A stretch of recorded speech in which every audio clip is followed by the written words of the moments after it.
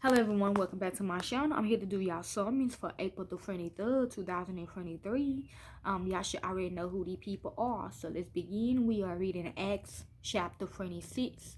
We are reading Acts chapter 27 in the New Testament. Let's begin. When it was determined that we should sail for Italy, they delivered Paul and certain other prisoners to a centurion named Julius of the Augustan band. Embarking in a ship of Almatine, which was about to sail to places on the coast of Asia, we put to sea, Archelaus, a Macedonia of Thessalonica, being with us. We have in broken words. The next day we touched at Sidon. Julius treated Paul kindly and gave him permission to go to his friends and refresh himself. Putting to sea from there, we sailed under the lee of Cyprus, because the winds were contrary. When we have sailed across the sea, which is off Cilicia and Pamphylia, we came to Myra, a city of Lycia. There the centurion found a ship of Alexandria sailing for Italy, and he put us on board. When we have sailed slowly many days, and had come with difficulties opposite Cyndias, the wind not allowing us further, we sailed under the lee of Crete, opposite Salmon.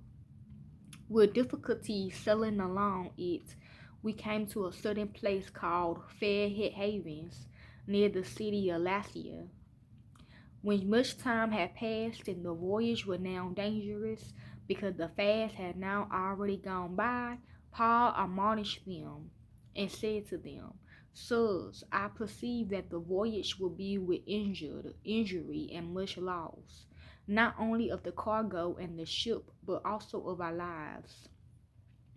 But the centurion gave more heed to the master and to the owner of the ship than to those things which were spoken by Paul, because the havens were not suitable to winter in. The majority advised going to sea from there, if by any means they could reach Phoenix and winter there, which is a port of Crete, looking northeast and southeast. When the south wind blew softly, supposing that they had attained a purpose, they weighed anchored and sailed along Crete, close to shore. But before long, a stormy wind beat down from shore, which is called Sidon. When the ship was caught and couldn't face the wind, we gave way to it and was driven along. Running under the lee of a small island called Cardia, we was able with difficulties to secure the boat. After they had hoisted it up, they loosed cables to help reinforce the ship, fearing that they would run aground on the Cites sandbars. They lowered the sea anchor and so were driven along. As we labored exceedingly with the storm, the next day they began to throw things overboard. On the third day, they threw out the ship's tackle with their own hands. When neither sun nor stars shone on us for many days, and no small storm pressed on us, all hope that we would be saved was now taken away. When they had been long without food, Paul stood up in the middle of them and said, Sirs, you should have listened to me, and not have set sail from Crete, and have gotten this injury and loss. Now I exhort you to cheer up, for there will be no loss of life among you, but only of the ship. Okay, I'm getting Kia for that. She the ship. For there stood by me this night an angel belonging to the God who I am and whom I serve, saying, Don't be afraid, Paul. You must stand before Caesar. Monkeys. Behold, God has granted you all those who sailed with you. Therefore, sir, cheer up, for I believe God that it will be just as it has spoken to me. But we must run aground on a certain island. But when the 14th night had come, and we were driven back and forth in the Arctic Sea, about midnight, the sailors surmised that they were drawing near to some land. Okay, new demons coming. They took soundings and found 20 photons.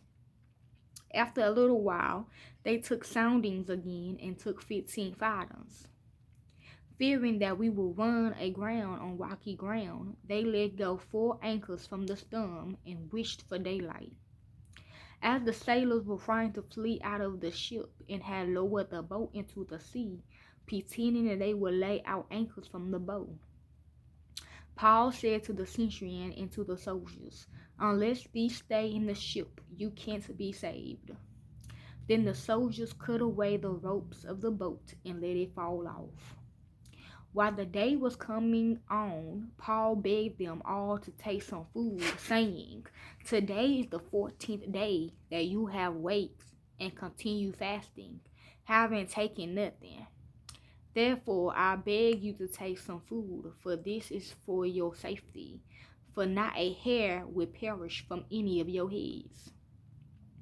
When he had said this and had taken bread, he gave thanks to God in the presence of all. Then he broke it and began to eat. Then they all cheered up and they also took food. In all, we were 276 souls on the ship. When they have eaten enough, they lightened the ship, throwing out the wheat into the sea.